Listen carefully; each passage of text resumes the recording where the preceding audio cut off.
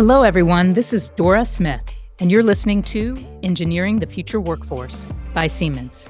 On this podcast, we explore emerging and best practices that are empowering the next generation of talent. The series showcases conversations with leading voices from academia and industry who are committed to improving learners' digital skill set and mindset to accelerate innovation. Subscribe wherever you do podcasts. Digital transformation and social, political, economic, and environmental challenges are requiring academic institutions to transform. And in this episode of Engineering the Future Workforce, we're going to examine the ways the educational ecosystem is changing and whether it's revolution or evolution. And I'm joined with a fellow host, my esteemed colleague, Shannon O'Donnell. How are you, Shannon? I'm doing well today, Dora. Excited about this conversation. All right. And we have a very special guest, the one and only Jacqueline El-Sayed, who is the outgoing CEO and Executive Director at ASEE, the American Society for Engineering Education. And this news just in, the incoming CEO of SAE International. Hi, Jackie. How are you? Great. I'm so happy to be here. Fantastic. Well, we are honored to have you as our guest. And to start, we just want our listeners to get to know you a little bit better. Can you tell us a little bit about yourself, your background, and a little bit about where you are today, but where you're going tomorrow? Sure. I'm from a small town in Michigan and from a family of educators and farmers, actually. And I started my career in at General Motors Institute as a truck engineer for General Motors, and then really wanted to learn more. So I went to graduate school and became a professor. I have worked as a professor for many years. I'm an academic administrator before joining the American Society for Engineering Education. And ASEE is a unique organization. We span all the educators and those that are focused on engineering through all the different discipline groups. So whether it's EE, ME, all the different types of disciplines, as well as all of the affinity groups. And we're really very focused on everyone, including individuals like you, Dora, who are very focused on engineering education, but are in industry. So I'm very excited also to be, I've been at ASEE for some time, and all of my background really is in not-for-profit, whether it was at higher ed or professional society. And yeah, I'm very excited now to be going back to the community where I launched my career into the mobility industry and becoming a CEO of SAE International. Yeah, so you have had a very esteemed background, and what I love is across industry and academia, because we're always trying to get more from industry to go into academia and vice versa, right? So we can do some knowledge transfer. Would like to hear a little bit of your perspective, Jackie, on what are some of the ways you think engineering education has evolved from, what it looked like when you started to where we're at today? Sure. Well, when I started, engineering itself was a little bit different, right? So we did a lot of hands-on engineering. I started actually as a foreman in the engineering plants. I still strongly believe in experiential learning and cooperative education. As during my career, really, engineering has evolved, and so education has also evolved. Back in the day, when we did engineering analysis, we would then do destructive testing, or you have engineering tests, right, to validate those findings.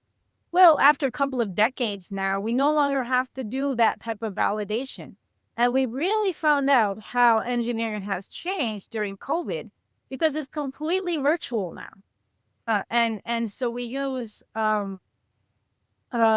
very powerful tools in engineering. And also, from COVID, there was a shift. We had worked on online learning, over the years in higher education, but there was a definite shift because all educators really were forced into piloting online education, and that shift has really changed the way that we teach in higher education. So I think that it has evolved. Um, uh, y- Engineering is what's called a professional program or a professional degree, as opposed to liberal arts. Liberal arts is broad and exploratory, while professional degrees like engineering, nursing, social work, teaching, they're very much focused on being launched into particular profession. And they have programmatic accreditation for engineering. It's ABET. So ABET is also working, our accreditor is also working to change and evolve in the way that we need for students to be able to support them in the future. That doesn't mean we're there yet, because as we're going to talk about, there's a lot. It's only going to get, the technology is only going to change, right? And increasingly accelerate. Yeah, that's a good segue and good point. Like digital transformation, how do you view that? Does it contribute to the changes, and does it help us or hurt us? I guess as so much is changing so rapidly. Well, I'll tell you, I was an American Council on Education fellow, and I spent a year studying, the business of higher education. And one of the things I did is I really became very focused on intentional changes in institutions. And so I joined the Society of College and University Planners, because in a not-for-profit or public, you use a strategic plan is focused on where you're going to go. And so I had the opportunity to hear from Dr. Michael Weisch, who is a cultural anthropologist in the area of social media. And this is when the internet was just taking off. And he was talking about how the students of tomorrow are going to be different, right? And so now fast forward, these things have taken place. So our students, the way a child forms their identity is the reaction of their community to that. Well, guess what? Today's students, they have been in a global community from when they were very young. So the reaction, the village isn't only like those people that are in your neighborhood. They're now able to put things out and get feedback globally. So the way a student of today thinks of themselves and their own identity is part of a global community.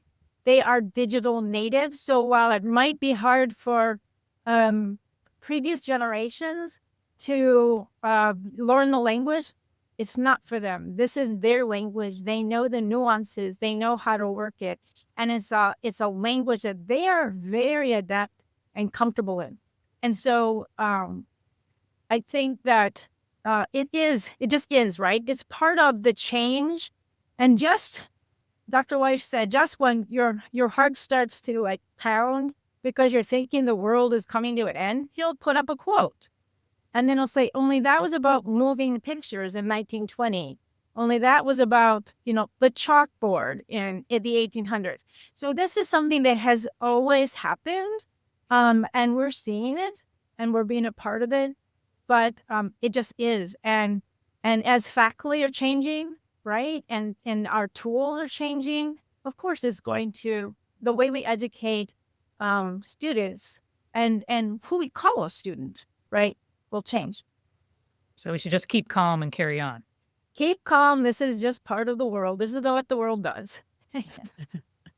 Jackie, I love that, the global community from very young, that mindset. It really changes the way that even educators need to think about their classroom in certain ways, right? So when you think of the role of associations and what role they play in educating the educators and training the trainers, what do you see as the role of these associations and memberships like ASEE, SAE International, and also some of your board roles that you've had in the past? Tell us a little bit about that viewpoint. Well, what I feel about societies, and I am part of some work on leveraging professional societies to help with change. But when I really think about what is it that we gain from professional societies, right? For myself, as I think back and as I talk to other members of professional societies, it's really a community of practice, right? So these are the networking, these are the relationships, these are either peer mentoring or having experts who are, in front of you in your career to be able to mentor you. These are where you can really experiential learning. Remember, I'm big on experiential learning, but you can try a leadership role and it's low risk because it's your supervisor isn't there to see you fail sometimes, which we need to do to learn, right? And so, and you can hear from folks that are not the people you work with every day. So you can get perspective on the profession and on yourself and you can get strategies, right? So I think that is really important to any professional society. And so when we talk about engineering educators, the same thing, right? Education has certain, one of the things I learned as an ACE fellow is just the beauty of the different mission types. There are so many different types of institutions and they have different missions. And it's really great for students to be able to find that institution where they fit. So with respect to engineering education, that's the same thing, right? So that's part of the things that as I came on as the chief academic officer, I've been able to build programming and thought leadership to think about where is engineering education going in the future? And then how's engineering education going to help those students with those competencies? But then also what needs to happen within the institution to support the educators and again, who do we call an educator, right? Because me coming from industry, coming from Kettering University, which was John Honors Institute, I love to work with engineers in the field and bring them into my classroom and get, projects from them and have my students work on them in real time. So it'd be seamless, right? And I think in some ways that's where we're going. It's going to be seamless because guess what? The old fashioned way of getting a grant to build a lab for the new technology on site at the campus eventually will become too slow because technology is changing so rapidly. We really need students and faculty to be out there in the real labs, right? In where industry is doing their work and using that because everything is moving very rapidly. But also I just believe that immersion type learning, experiential learning is great for everyone, right? And then you can see really a collaborative between industry, education, and students. That's fantastic. So when you were a part of ASCE, can you share a little bit about what you saw other organizations or ASCE doing that really drove this active, cutting edge engineering education type of practice that you're talking about? Somebody that's really fast moving. Sure. Well, I actually am still at ASWE, so I won't be transitioning to SAE and International till January 6th. Okay. So, but we've done a lot of great work at ASWE and across, focus on and working with other professional societies, especially engineering or STEM societies. So, something that I know that Dora was a part of, ASWE did host a workforce summit, which was in person. And it really had individuals in person who were experts from industry and education, but also discussed case studies and had that kind of discussion on what does it look and examples of what would be a future, what is working now that could be adapted. And we do have a report out. It's at workforcesummit.aswe.org. And so if you're interested, you can look at that. Another thing that I worked on is called Building and Designing the Engineering Workforce of the Future, which is at free.aswe.org. And what this was about is that looking ahead 15 to 20 years at the industry of tomorrow, quantum, spectrum, advanced manufacturing, biochemistry, cybersecurity, right? Well, what are the competencies that engineers will need to have? and then pulling it back into the competencies and then the framework for engineering education to align with. And then the third one would be our engineering mindset blueprint, which is really focused on the mindset, right? So with the mindset of engineers, this is two parts of the whole. Really, the free project was defined more on the technical skills, and the engineering mindset was more on the mindset part of it. And so, but these are really things that we have to identify because according to Moore's law, the technology is just going to increasingly change at an accelerated rate. And so engineering, we have to be able to know what engineers need to do and then be able to adapt the way we teach engineering in order to help them get there. That's fantastic. We work really closely with our internship programs, and being able to see the interns adapt so quickly Right. and move into new technology in 3 months, they're at a whole new level that a lot of people around them outside of these internships. I think it's the ability to blend that hands-on experience that you talked about and the programs that you mentioned, the engineering mindset report. I've read that, and being able to see the direction that people are encouraging education to go, to be able to move and adapt as fast as their students. And like you said, students has a whole new meaning now, right? It's being redefined, really. Yeah, there's traditional students, as we call it, right? But that is largely being changed because we're going to have to continuously learn and continuously evolve because the way we do our jobs is just changing so rapidly. That's great. So thinking about that, whether it's a traditional or non-traditional student, and from all your work in those communities of practice, Jackie, what do you see really as the competencies, the capabilities and the skills that we need in future, engineers? Has it changed? What is most critical?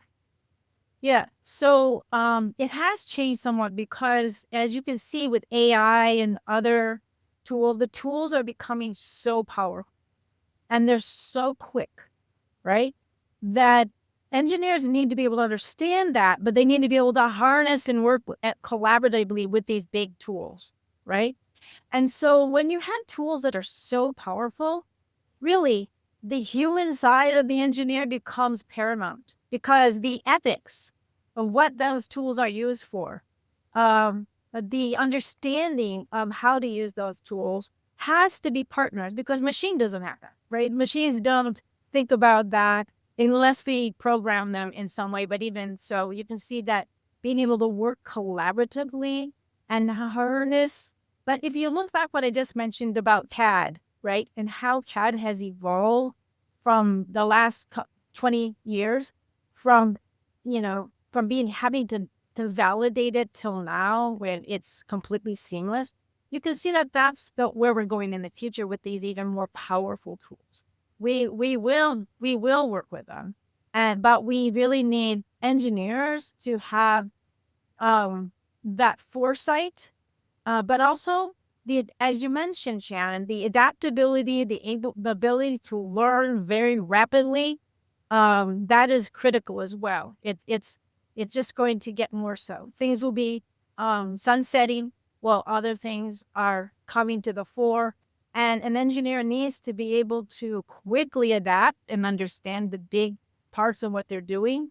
But like a calculator, like we could do all that, by hand, but now we don't have to do that by hand, right? The calculators do it for us, but we can still do engineering. We know the engineer's still in control of that technology. So it is changing, but I think it's exciting, right? It's the future, and mankind or humankind will continue to adapt. But engineering education really is at the forefront there to look and make sure that we are evolving quickly enough to be relevant, to stay relevant. So, Jackie, you mentioned already a number of these projects that you've been a part of, these communities of practice. Is there one that really stands out to you that you're either, most proud of, most interesting, or you felt was the most impactful that we haven't already talked about? I would say there's two that are very close to my heart. One is called Capacity Building for Research at Minority Serving Institutions, and that's under the SCIES Directorate. So think about AI, machine learning, all of these things, right? Well, one of the things we know about that, I'm from Detroit, so is that we really need folks from different lived experiences and different backgrounds to be part of creating these very powerful tools because otherwise they can be very biased and harmful.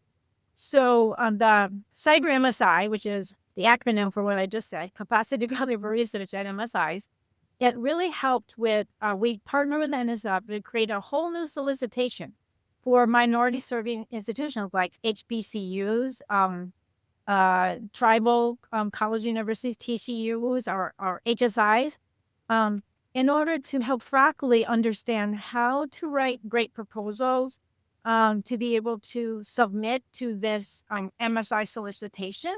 And then once we did that, we started working with their sponsor research offices to make sure that they have the capacities to support.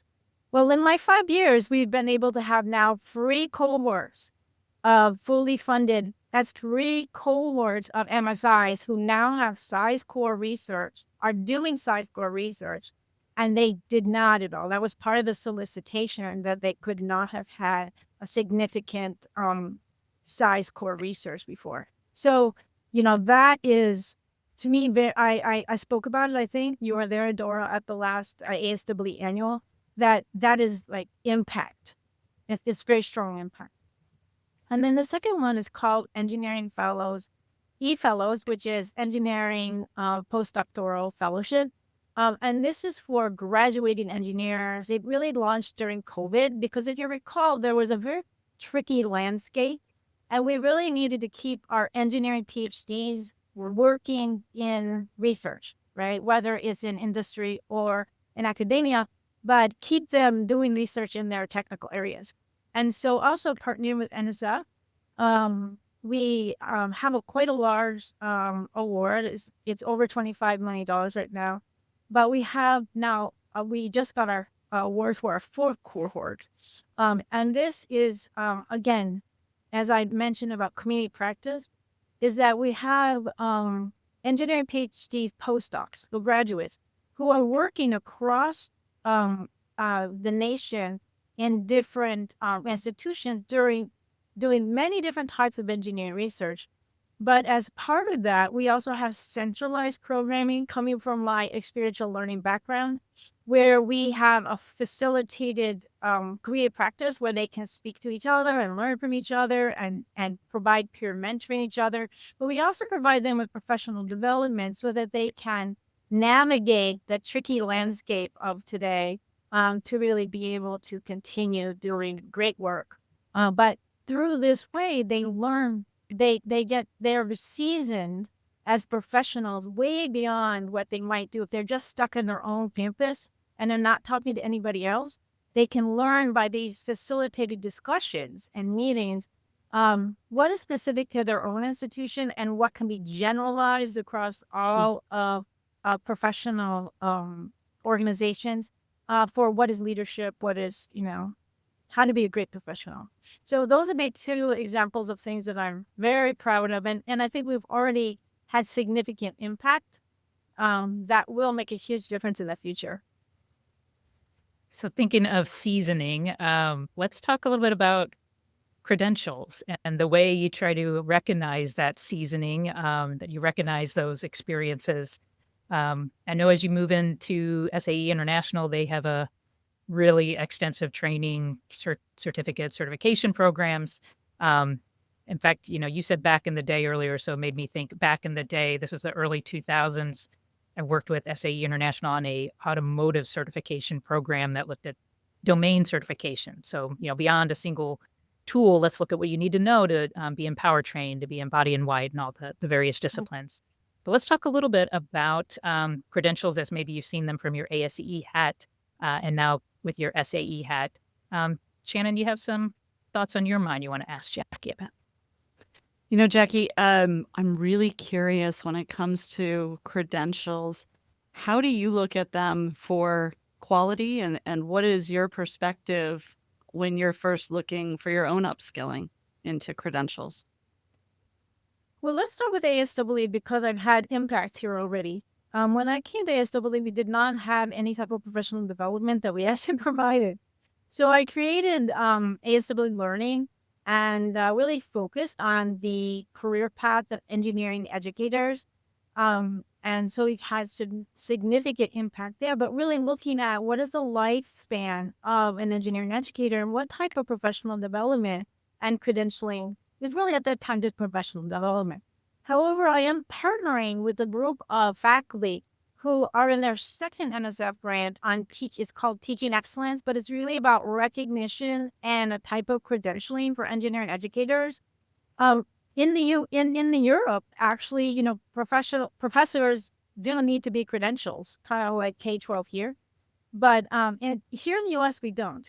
And so the work that they're doing is identifying the type of credentialing, which would be, because professors in higher ed in the US, we are subject matter experts, right? So we become professors because we have a PhD in a specific area and we're an expert in it, but it doesn't mean that unless we're a professor of education, we have not been taught to teach. And so it's really important to look at that. So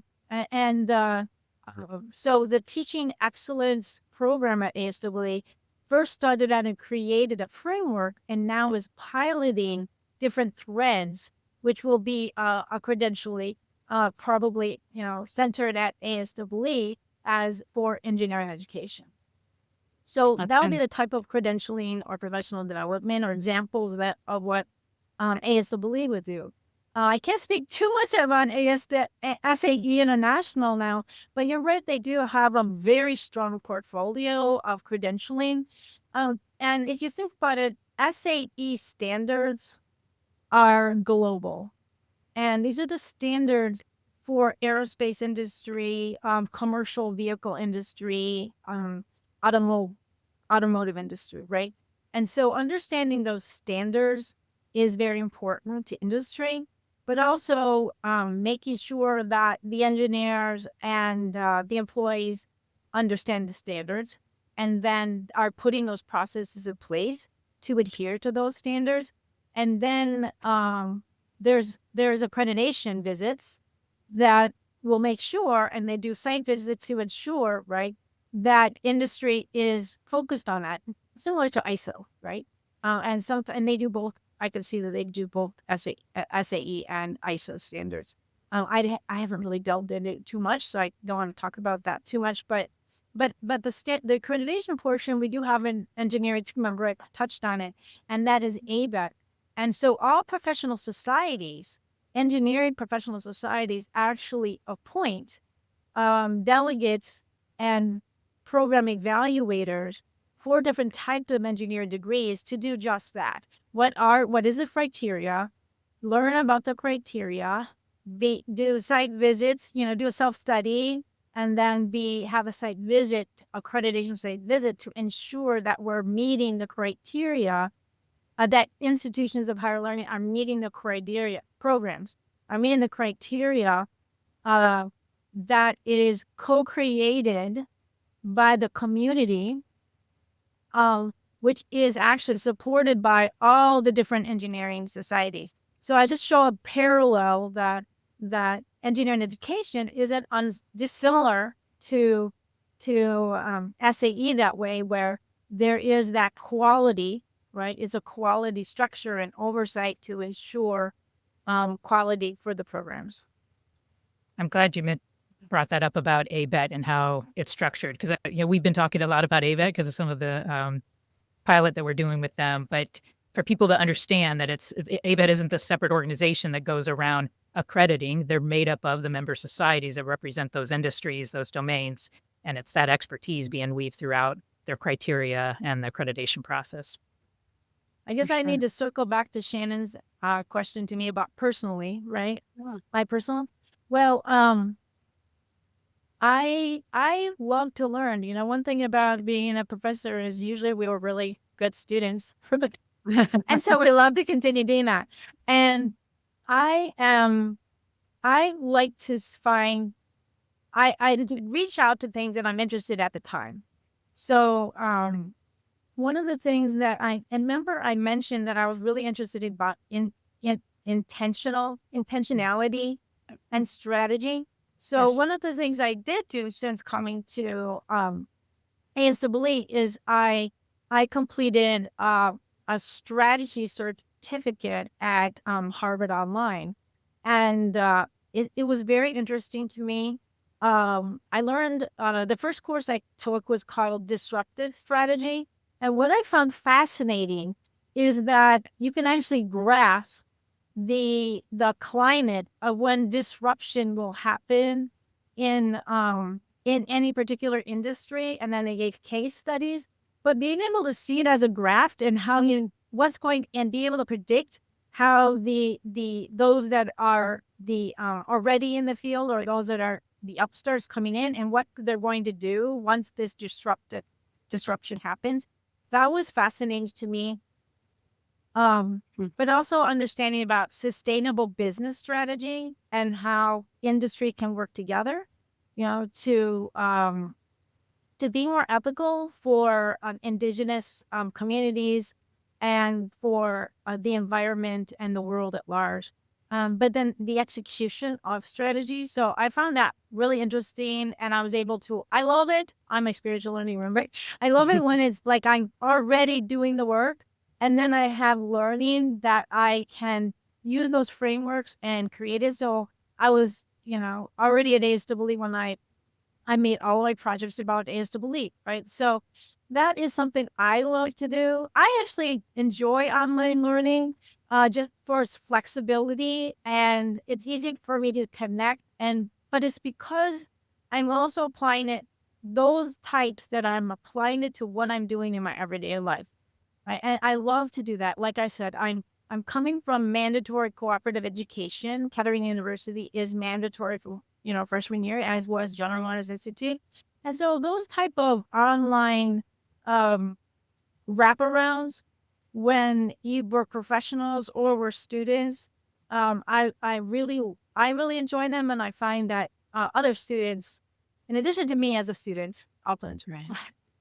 Jackie, are that's just relevant. fantastic. I was when you were mentioning online learning in about 2005, I think is when MOOCs really started, right? Massive open online courses. Mhm. And you talked about disruption from the courses that you've taken. And I think that was a pivotal moment of people going, "Oh, what can we do with these? How do we do them?" And we saw a lot of online courses open at universities and then closed very quickly because maybe the amount of research that had been done and it wasn't really forced. And there were a lot of different reasons. So, from your vantage point, what do you see as the big difference between online education in the early 2000s versus today's online learning environment with the push of COVID? Right. Well, I think we've learned a lot, right? We did do a study. ASAA was asked to do a study by NSF, and that was through our IRA department to capture, like, through social media and other ways that the evolution that changed. Well, I think that back in the past, there's been, when I was in high school, there wasn't online learning. So I was in a rural school, and there was only 4 sciences offered and 4 math, and calculus wasn't one of them, right? Wow. And so being a student from a very tiny St. Louis, Michigan, Dora, not St. Louis, Missouri, like St. Louis, Michigan, which is class double E, right? Very rural, very small agricultural community. I just went to engineering school without having calculus, so I was way behind. And so the access to online learning is a game changer, that in itself. Now, the pedagogy or andragogy that's used has just evolved, right? It used to be like we would send, like devices, right, or CDs to students, and they would view it and then get back with you, right? Now it's much more streamlined. But during COVID, educators were able to really experiment. They were forced to experiment and en masse, right? So large changes happen. But also with the advent of AI, what we're seeing is much more customized type of learning, right? That the learning is, there's one thing when there's learning and we do projects and people can talk either asynchronously or synchronously. But when we start to have AI be a part of that, I've seen some fascinating work done where the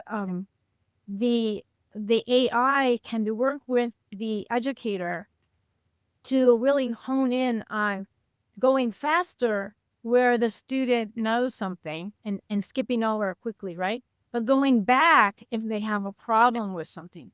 And this is a problem, especially for those in professional development, because you might have a lot of experience in your field and you go to your master's and then you're like taking classes from, you learned that, 10 years ago, but you have to do it because you want to get your master's, right? And so it's not necessarily relevant to you and you're taking classes you don't really need in order to get the credential, right? And so being able to actually customize the learning so it's relevant and exciting. And the other thing is that everyone has a different experience. And the way you learn is by connecting to what you already learned, right? So if I'm from a rural environment, I did, drive big rigs and worked on tractors and those kind of things, right? But if I'm in an urban environment, I might not have a car or any access to the car because I'm using mass transit and that's the way of the world. So the examples that are used when I'm teaching in my context, engineering, right, is very important because if I'm giving an example that doesn't mean anything to that student, that doesn't really help them, right? There might be some other students, it's a little bit more biased, right? And so that type of customization or personalization of learning is what is exciting about the future and can help students and professionals do what we mentioned, like continuously learn and do it quicker. If we're not having a lot of irrelevant learning because they already know it, and focused on the quickest path for them to learn from what they already know to what they want to know. So that would be an example. I love that. I love thinking about AI as really a catalyst, right, for making it more interesting, more relevant, and faster. Spend less time on the things we don't need to know. Exciting and more interesting, right? Yeah. I know we're coming up on time, but there's one really big question we have to ask as we close things out, Jackie, and that is, what advice would you give your younger self? Yeah.